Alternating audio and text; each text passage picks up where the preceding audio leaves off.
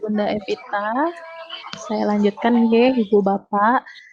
Jadi seperti yang sudah dijelaskan tadi, ketika kita mengalami stres pengasuhan, itu akan berdampak pada diri kita sebagai orang tua dan pada anak, serta pada interaksi antara ibu dan anak. Ketika mengalami stres pengasuhan, kita akan cenderung mengalami kelelahan, susah tidur, kehilangan minat dalam pengasuhan, secara emosional juga terganggu, kemudian bisa jadi menimbulkan tindakan kekerasan, pengabaian kepada anak, dan juga kondisi fisik lainnya. Contohnya, mengalami pusing, kemudian tiba-tiba mengalami mah, seperti itu bisa dilihat sendiri, itu mungkin bisa jadi kita sedang mengalami stres. Kemudian apa yang terjadi kepada anak ketika kita sendiri mengalami stres pengasuhan, yaitu tentu akan mengganggu tumbuh kembang anak, dan anak akan cenderung meniru pola perilaku yang dilakukan oleh orang tuanya, sehingga memungkinkan mengalami masalah dalam sosial, pendidikan, perilaku, serta emosional, juga bisa menimbulkan kegagalan membangun kelekatan dengan ibu atau orang tua pada umumnya. Kemudian hal ini juga bisa berpengaruh terhadap hubungan antara anak dan orang tua, bisa menimbulkan hubungan yang tidak harmonis, kemudian pola komunikasi buruk, atau bahkan anak mengalami kesulitan berinteraksi di rumah. Begitu. Bisa di next, Pak Eko.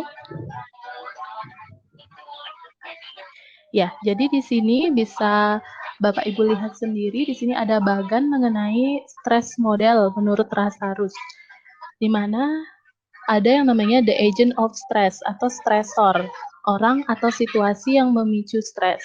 Kemudian ada the appraisal of stress, bagaimana individu atau kita mengartikan stres tersebut, bisa bertingkat dari yang positif sampai ke negatif. Kemudian ada namanya coping mechanism, yaitu mekanisme penyelesaian masalah, bagaimana individu berhadapan dengan perilaku tersebut. Kemudian yang terakhir ada the stress reaction, atau bagaimana kita bereaksi terhadap momen atau situasi yang memicu stres tersebut. Kita bisa lihat di slide berikutnya mengenai contohnya. Oke. Jadi contohnya agent of stress-nya itu seperti ketika anak kita menangis meminta permen. Jadi the appraisal of stress-nya itu adalah bagaimana kita menginterpretasikan kondisi tersebut, bagaimana kita berpikir mengenai situasi tersebut, apakah cenderung positif, apakah cenderung negatif. Nah, ketika kita mampu melakukan regulasi emosi, maka kita akan mampu memunculkan pemikiran yang lebih positif. Contohnya, kita memahami bahwa anak kita menangis atau rewel itu karena dia sedang lelah atau sedang capek seperti itu. Jadi memang pemikiran kita pun akan lebih positif. Kemudian akan menimbulkan coping mekanisme juga yang lebih positif, yaitu bagaimana kita bisa berhadapan menyelesaikan masalah dengan perilaku-perilaku yang lebih positif. Contohnya kita menarik anak kita ke tempat yang lebih tenang, lebih nyaman gitu, sehingga bisa berbicara dengan lebih tenang. Kemudian the stress reaction-nya yaitu gimana kita bereaksi terhadap situasi tersebut. Kita bisa langsung berbicara kepada anak kita, Mama tahu bahwa kamu sedang capek atau kamu sedang lelah. Yang kamu butuhkan adalah istirahat gitu ya, bukan permen. Jadi kita bisa menimbulkan perilaku yang lebih positif. Berkata juga lebih positif. Bandingkan apabila kita stres, kita marah gitu, itu akan justru menimbulkan respon-respon yang lebih negatif dan justru akan memperkeruh suasana stres itu. Nah, dari sini kita bisa melihat bahwa strategi yang digunakan itu tadi itu adalah berfokus kepada masalahnya. Jadi secara pemikiran, kognitifnya memikirkan cara untuk menghadapi situasi, kemudian perilakunya mengambil tindakan yang positif untuk menyelesaikan masalah. Ya, bisa di next, Pak Eko. Nah, bisa kita lihat sendiri ketika orang tua atau individu mampu melakukan regulasi emosi, situasi yang tadinya tidak menyenangkan atau yang menimbulkan emosi negatif bisa kita ubah menjadi sesuatu yang lebih positif. Jadi bisa menimbulkan emosi-emosi positif yang lebih banyak. sehingga derajat kesehatan mental kita atau orang tua juga akan lebih tinggi, jadi menjadi lebih bahagia.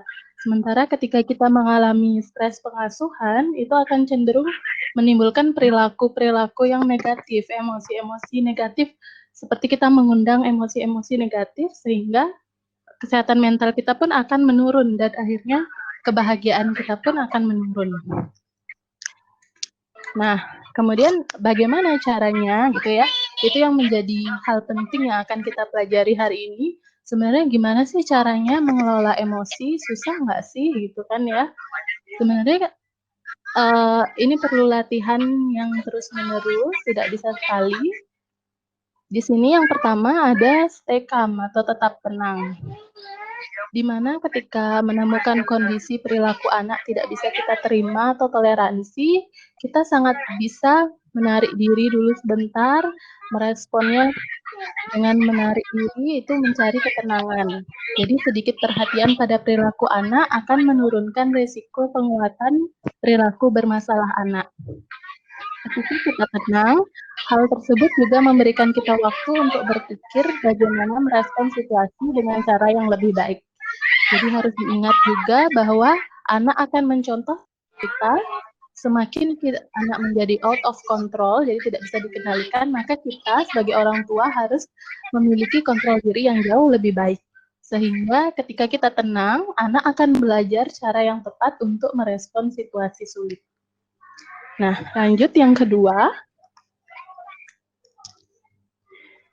Ya, ada kesadaran penuh, atau mungkin mama, papa, atau bapak, ibu pernah dengar mengenai self-awareness.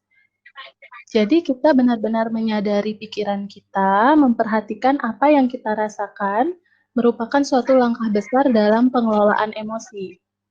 Misalnya ketika hari ini rasanya buruk gitu ya, semuanya kacau.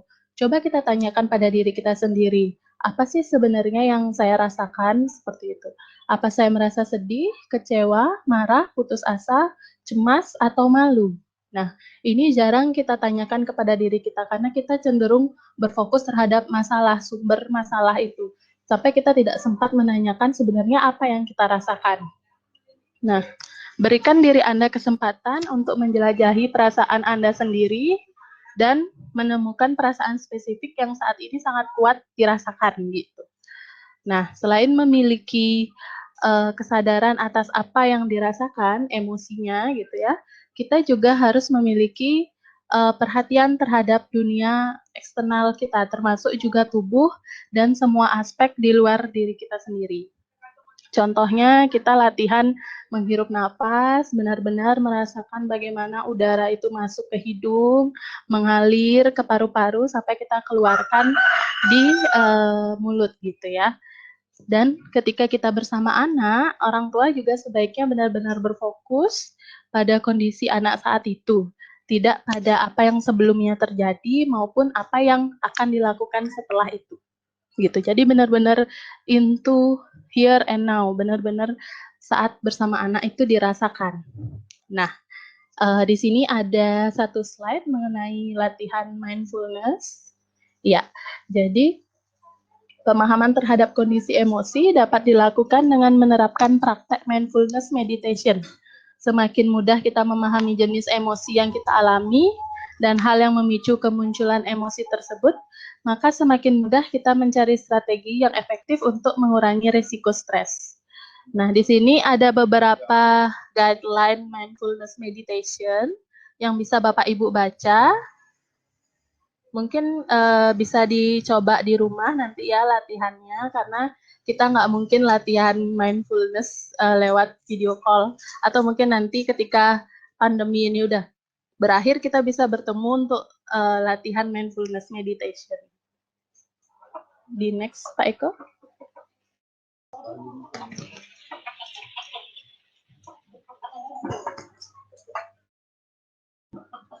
Pak Eko, next. Oke. Yang ketiga, yang tidak kalah pentingnya adalah restrukturisasi kognitif atau penilaian kembali kognitif, di mana keterampilan penilaian kembali atau proses mengubah atau mengganti pemikiran Pembalikan peran situasional dengan mencoba melihat ke dalam situasi yang penuh tekanan dengan perspektif baru.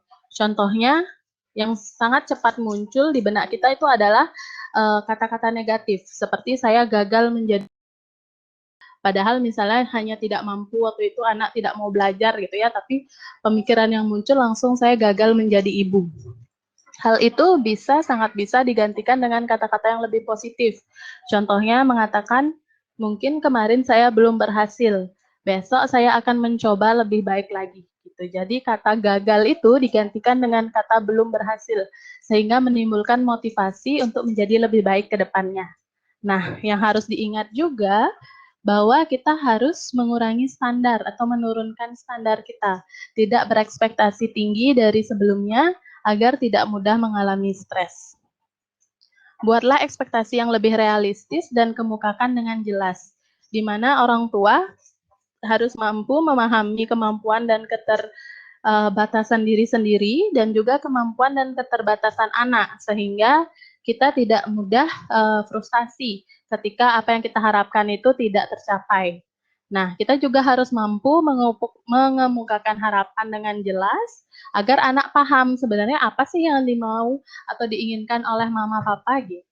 Kalau misalnya kita bicaranya panjang lebar, tidak langsung to the point dan tidak mampu menyampaikan dengan jelas, anak pun tidak akan mampu menangkap apa sebenarnya yang kita inginkan.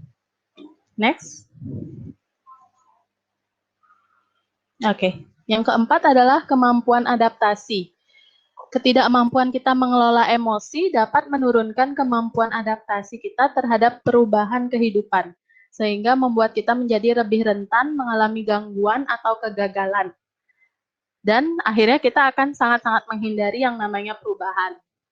Cara yang paling mudah adalah dengan melakukan evaluasi objektif. Bayangkan aja kalau Bapak Ibu sedang mengalami suatu masalah, Bapak Ibu bayangkan bahwa masalah itu dimiliki oleh teman. Kemudian teman itu datang kepada Bapak Ibu sekalian dan bertanya sebenarnya bagaimana caranya atau solusinya. Nah, itu akan membantu kita lebih objektif dalam menilai suatu situasi dan menemukan jalan keluar yang baik. Selanjutnya, yang kelima,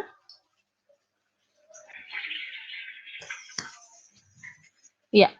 Nah, ini yang sangat-sangat sering dilupakan karena saking sibuknya mengasuh anak, melakukan kegiatan-kegiatan rumah tangga gitu ya, sampai lupa menyayangi diri sendiri. Bahwa padahal menyayangi diri sendiri itu sangat penting sebelum kita mampu menyayangi orang lain dengan baik. Ya, dengan menyayangi diri sendiri, kita mampu mengingatkan diri kita terhadap bakat dan kelebihan yang kita miliki, menerima kekurangan, sehingga kita memiliki cara berpikir yang berbeda, mampu merasakan dan bereaksi yang baik terhadap emosi kita. Nah, di sini ada beberapa cara yang bisa dicoba untuk membentuk konsep diri yang positif, yaitu seperti afirmasi positif setiap hari. Contohnya mengatakan pada diri sendiri bahwa saya bisa, saya adalah orang tua yang baik, anak-anak mau bekerja sama dengan saya, dan keluarga menyayangi saya. Nah, banyak kata-kata positif tersebut akan membantu kita menjadi lebih tenang dan juga mencintai diri sendiri. Kemudian latihan kontrol relaksasi dan pernapasan. Dan juga meditasi, kemudian perawatan diri secara teratur seperti menikmati saat mandi, saat ke salon, itu sangat-sangat disarankan, melakukan hobi, itu juga menimbulkan kecintaan terhadap diri sendiri. Kemudian ketika mama papa punya waktu luang gitu ya, dan juga suka menulis, boleh dicoba untuk membuat jurnal terima kasih. Jadi bisa menulis di sebuah buku hal apa saja yang sudah dilakukan hari itu, dan berterima kasih terhadap diri sendiri bahwa sudah mampu melakukan hal-hal tersebut. Nah, ini sangat jarang kita perhatikan bahwa kadang itu kita melupakan bahwa diri kita juga harus diapresiasi. Nah, yang keenam, slide-nya, ya, adalah carilah waktu netral untuk berkomunikasi dengan anak. Jadi ini lebih cara regulasi emosi ketika berhadapan dengan anak. Waktu netral itu adalah waktu di mana setiap orang dapat berpikir, berbicara, dan mendengar dengan tenang. Penting untuk diingat bahwa waktu netral bisa terjadi sebelum atau setelah perilaku anak bermasalah terjadi. Orang tua dapat berbicara tentang apa yang sebelumnya dan membicarakan cara terbaik untuk mengatasi permasalahan tersebut. Jadi jangan ketika lagi marah, lagi emosi berbicara kepada anak. Jadi tunggulah tenang, anak tenang, barulah mulai membahas hal tersebut. Jadi bisa menemukan solusi yang terbaik. Yang ketujuh, nah, temukan dan apresiasi hal positif dari anak. Pernah nggak Bapak Ibu berpikir seberapa sering sih kita sebagai orang tua menghabiskan waktu untuk memberitahu anak mengenai apa yang tidak seharusnya mereka lakukan, atau kesalahan mereka, atau kekurangan mereka? Nah, terkadang kita terlalu berfokus terhadap kekurangan mereka dan kita malah justru lupa mengapresiasi hal-hal apa yang sebenarnya sudah berhasil mereka lakukan. Sementara dengan memberikan perhatian lebih positif terhadap perilaku atau hal-hal yang ingin kita lihat ada pada si anak, itu justru menimbulkan motivasi kepada anak dan memberikan apresiasi untuk meningkatkan pemahaman anak sebenarnya apa yang harus dia lakukan dan menciptakan kebiasaan baik secara berulang.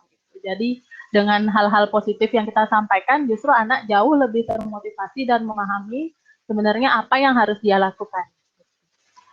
Yang terakhir, next. Ya, yang terakhir adalah dukungan sosial, di mana setiap orang memiliki kapasitas bawaan dalam menghadapi suatu situasi menekan dan juga emosi negatif. Sehingga dukungan sosial sangat-sangat penting dan sangat-sangat wajar kita dapatkan. Seperti berdiskusi dengan pasangan mengenai perilaku anak atau situasi pengasuhan, membantu memberikan perspektif lain yang lebih positif dalam menyikapi situasi. Kerjasama antara ayah dan ibu sebagai orang tua juga dapat menimbulkan perasaan nyaman dan lebih termotivasi dalam menjalankan pengasuhan. Mama, papa juga bisa berinteraksi atau berdiskusi dengan orang tua lainnya, seperti yang tadi sudah disampaikan Bunda Evita, benar-benar curhat gitu ya mengenai permasalahan yang dihadapi, sehingga dapat bertukar pikiran, dapat juga mendapatkan energi dukungan. Nah, apabila berdiskusi dengan orang-orang tadi juga belum bisa menemukan solusi gitu ya, masih belum bisa menyalurkan emosi dengan cara yang tepat, maka sangat-sangat disarankan untuk bertemu dengan terapis maupun profesional lainnya untuk mendapatkan bantuan. Ya, jadi itu keterampilan-keterampilan yang bisa Mama Papa coba di rumah. Sebenarnya simple, hanya saja harus terus-terusan latihan. Dan di sini juga saya memberikan satu contoh worksheet di next. Ya, jadi ini adalah worksheet pengelolaan emosi. Mungkin nanti kalau ada waktu senggang di rumah boleh dibuat. Jadi mulai belajar mengenali emosi, di mana Bapak Ibu bisa mengingat di masa lalu, membangkitkan emosi yang kuat, kemudian menjawab pertanyaan-pertanyaan yang ada di sini. Seperti sebenarnya apa sih yang menyebabkan situasi itu, kemudian bagaimana Bapak Ibu menafsirkan situasi tersebut, seberapa kuat emosi tersebut, skalanya 0 sampai 100, misalnya 10 itu berarti tidak terlalu kuat sehingga saat ini juga sudah tidak dirasakan gitu ya, sudah lupa. Kalau misalnya 80 sampai 90 berarti emosi tersebut sangat kuat. Yang sudah lampau itu saja membangkitkan emosi itu lagi. Kemudian apakah emosi Anda mempengaruhi tindakan orang lain? Jika iya, bagaimana? Kemudian apakah emosi mempengaruhi tindakan Anda? Jadi diingat-ingat lagi, waktu itu lagi marah langsung seperti apa tindakannya. Kemudian apakah emosi Anda mempengaruhi penilaian Anda gitu. Jika iya, bagaimana? Jadi waktu mengalami emosi tersebut, apa yang dirasakan, apa yang dipikirkan, penilaiannya terhadap orang sekitarnya, terhadap diri sendiri, apakah itu berpengaruh gitu. Jadi bisa dicoba di rumah. Dengan mampu menjawab semua hal ini, berarti Bapak sudah mulai belajar untuk mengelola emosi, memahami seperti apa sebenarnya emosi itu dan bagaimana cara penanggulangannya.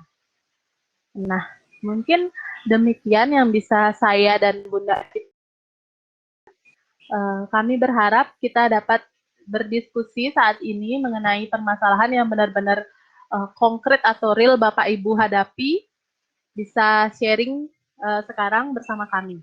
Terima kasih.